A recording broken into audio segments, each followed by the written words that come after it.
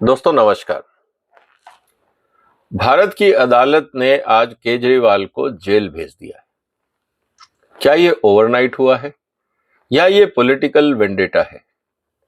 हर तरह के विचार आपको देखने और सुनने को मिलेंगे, लेकिन आज जो चर्चा मैं आपके सामने करने वाला हूं, उसके बाद आप ये खुद निष्कर्ष निकालिए कि क्या केजरीवाल साहब तिहाड़ जेल जाने की तैयारी खुद कर रहे थे? पिछले 10-12 साल से जब से उन्होंने अपनी राजनीतिक महत्वाकांक्षा को आगे बढ़ाया है और हिंदुस्तान के कानूनों को और संविधान को दरकिनार करके अपनी विश लिस्ट थोपने की कोशिश करी है, तभी से शायद केजरीवाल ने तिहाड़ जेल का रास्ता ढूंढना शुरू कर दिया था। मैं आपके सामने कुछ घटनाएं रखूंगा जिससे आपको यह पता लगेगा कि यह सिर्फ लीकर घोटाला नहीं है। इस व्यक्ति ने हिंदुस्तान के संविधान के हर कदम पे मजाक उड़ाया। हर कदम पे इसने ये बताने की कोशिश करी कि न्यायपालिका संविधान और कानून से ये खुद अपने आप को ऊपर मानता है, और फिर वही हुआ जो होना चाहिए था। भारत के शास्त्रों में लिखा हुआ है, जैसी करनी करोगे वैसा ही फल मिलेगा। शायद कट्टर ईमानदार केजरीवाल को लगा कि वो दुनिया की रीत से आगे हैं, समाज के बंधनों से परे हैं और कानून उनका कुछ नहीं बिगाड़ सकता, क्योंकि जनता ने उनको वोट दे दिया। इस गलतफहमी का शिकार हुए और आज तिहाड़ जेल पहुंच गए। आगे बढ़ने से पहले आपसे निवेदन है दोस्तों कि आप इस वीडियो को शेयर करें, इस चैनल को सब्सक्राइब करें। मैं आपके सामने वो 10 घटनाएं रखने वाला हूं जिससे आपको ये पता लगेगा कि ये व्यक्ति शुरू से ही अपने आप को कट्टर ईमानदार बार बार घोषित करके ये कहीं ना कहीं ये मैसेज दे रहा था कि आप मेरे पे भरोसा मत करिए। मैं इस देश में भारत की राजनीति में अपनी किस्मत चमकाने आया हूं, और देश की जनता को कैसे मूर्ख बनाया जाता है राजनीति में, जो पॉलिटिशियन है मैं उनसे ज्यादा अच्छी तरह से मूर्ख बना सकता हूं।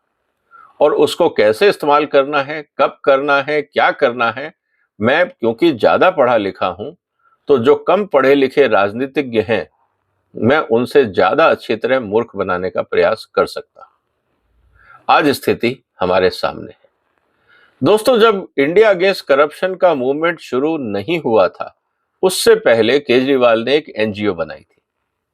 उसकी फंडिंग विदेशों से आती थी, लेकिन सबसे इंपॉर्टेंट बात यह क्या थी, उस समय यह अपने आप को विजिबिलिटी या जनता की नजरों में लाना चाहता था। कैसे होगा? उसके 2 प्रयास किए गए। एक तो इसने अपने आप को एक एनजीओ बना के उसका सर्वे सर्वा घोषित किया, और दूसरा इसने दोस्ती करी मनीष सिसोदिया से। वो उस समय जी न्यूज में काम करते थे। अब होता क्या था कि केजरीवाल के हर प्रोग्राम का, चाहे वो गलत सलत जैसा भी हो, कांग्रेस के खिलाफ जो भी वो हंगामा करते थे, उसकी टीवी फुटेज, उसकी कवरेज मनीष सिसोदिया अपने जो रिपोर्टर्स थे उनको भेज के करवाता था। आज भी जी न्यूज के जो ऑफिसर्स हैं या जो उनके पुराने कर्मचारी हैं, कैमरामैन हैं, फील्ड स्टाफ है, अगर आप उनसे पूछेंगे तो आपको बहुत कुछ सच्चाई मिलेगी।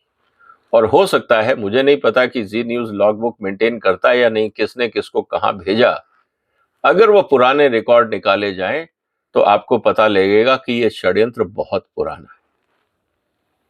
कारण, जब ये इंडिया अगेंस्ट करप्शन का नारा देते थे तो ये एक पोस्टर छपवाते थे शीला दीक्षित के खिलाफ, बाकी लोगों के खिलाफ, और जहां पे ये पोस्टर चिपकाते थे उसी व्यक्ति को बोल दिया जाता था कि इसके ऊपर तुम कालक पोत दो।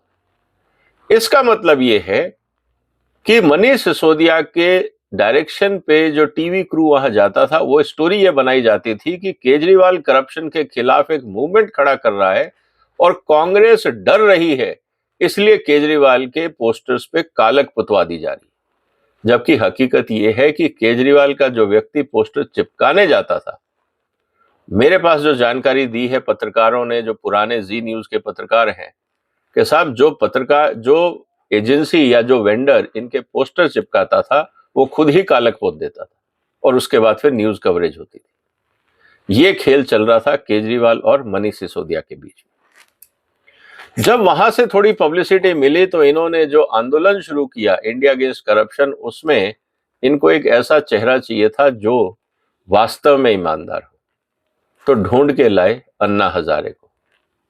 और अन्ना हजारे के मूवमेंट के समय जिस तरह से हिंदुस्तान की जनता ने अन्ना को सपोर्ट दिया, क्योंकि कौन नहीं जानता था कि हिंदुस्तान में ब्लैक मनी है, करप्शन है, हर आदमी त्रस्त था और जनता मुक्ति चाहती थी।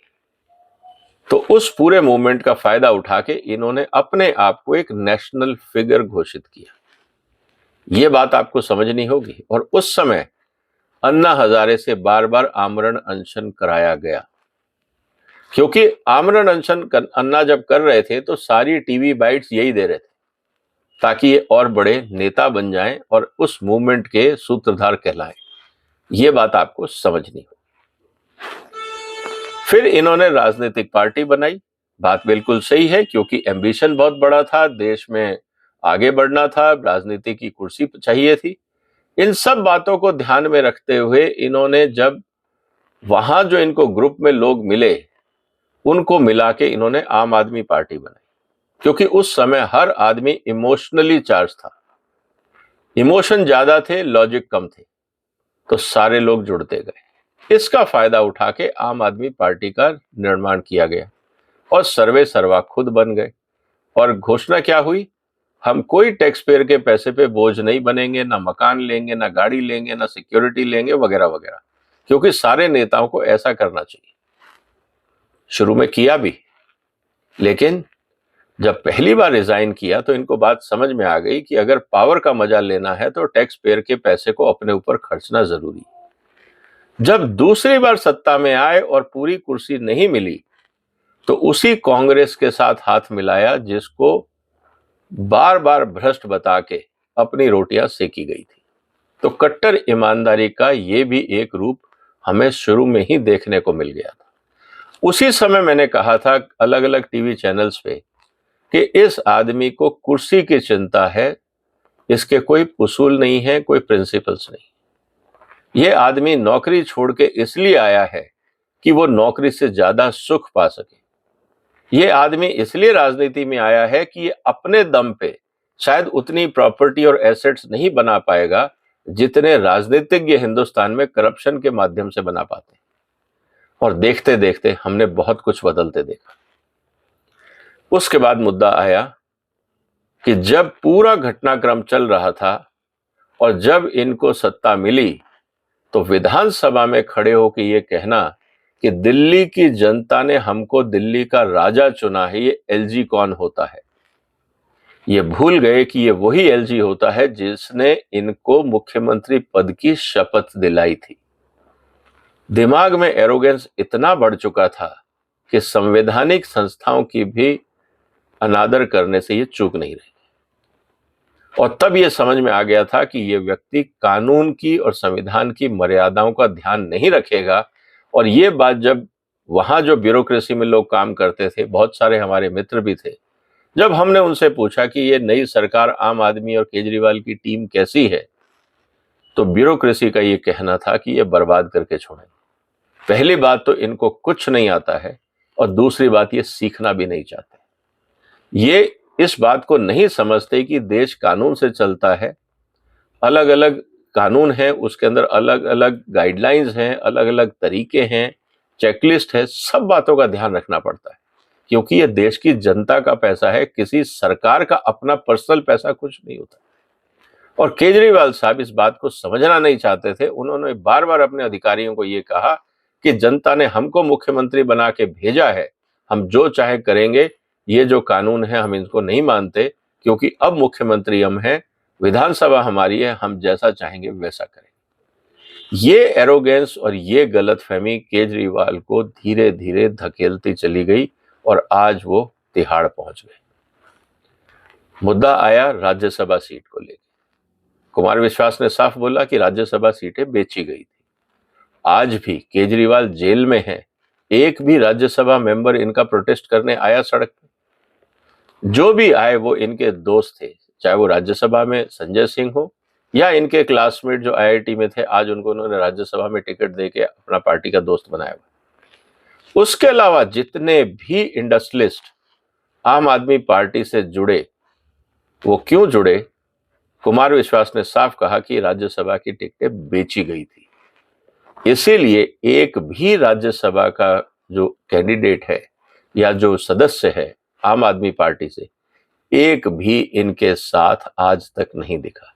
किसी ने फोटो खिंचवा के ये नहीं कहा कि मैं मुख्यमंत्री से मिलने गया और मेरी इतनी महत्वपूर्ण चर्चाएं हुई। हर आदमी इनसे दूर ही रहा। ये क्या बताता है कि जिसने टिकट खरीदी उसको पता है कि वो किससे डील कर रहा है और कितनी देर तक और कहां और कितने डिस्टेंस से डील करना है, ये उस व्यक्ति को पता है। इसलिए एक आदमी भी सामने नहीं आया। फिर मुद्दा आया खालिस्तान और फॉरेन फंडिंग को लेके, और अक्सर ये कहा जाता था कि इन्होंने वहां पे जब कलेक्शन डिनर किए, चैरिटी कंट्रीब्यूशन के डिनर किए, जो भारत के कानून, न्यायपालिका और इलेक्शन रूल्स के अगेंस्ट है कि आप विदेशी चंदा लेके चुनाव नहीं लड़ सकते, केजरीवाल ने विदेशी पैसा इकट्ठा किया। पहले हम कह रहे थे, अब पन्नू ने भी बोल दिया है कि मैंने केजरीवाल और आम आदमी पार्टी को, हमारे जो खालिस्तानी संगठन है, इन्होंने $16 मिलियन केजरीवाल को दिए, मतलब करीब 130 करोड़ रुपए। और फिर आई सुकेश की चिट्ठी जिसने ये कहा कि आम आदमी पार्टी अपने आप को साउथ इंडिया में एक्सपेंड करना चाहती थी, मैंने 50 करोड़ रुपए का इंतजाम किया। इसका मतलब पहले राज्यसभा की सीटें बेची गई, फिर पन्नू से पैसे लिए गए, सुकेश से पैसे लिए गए, और अब दारू के ठेकेदारों से पैसे लिए गए। और बाकी जो ठेकों में गड़बड़ हुई है वो तो अलग है, उनकी जांच होना अभी बाकी है।